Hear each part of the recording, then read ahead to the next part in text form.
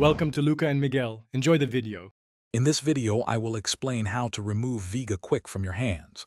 First, let's start with the gentlest approach. Begin by washing your hands with warm, soapy water for at least 2 to 3 minutes. This initial step helps to soften the adhesive and makes it easier to remove. Use a mild hand soap and a soft cloth, gently rubbing the area. Remember, patience is key here. Avoid aggressive scrubbing to protect your skin. If soap and water aren't enough, oil-based products are your next best option. Apply a generous amount of cooking oil, like olive or vegetable oil, or even baby oil or petroleum jelly, directly onto the adhesive. Gently massage the oil into the area for 5 to 10 minutes.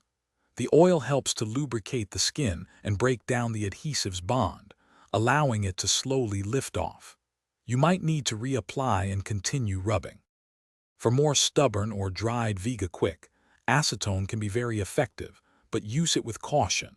Apply a small amount of acetone-based nail polish remover to a cotton ball.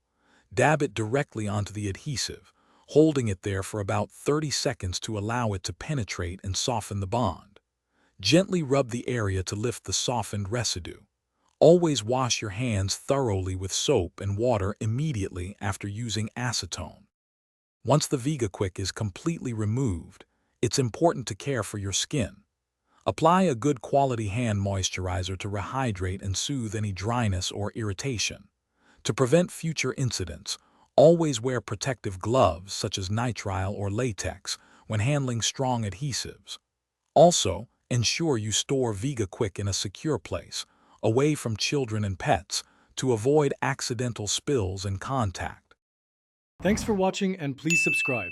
It's the best investment you'll ever make.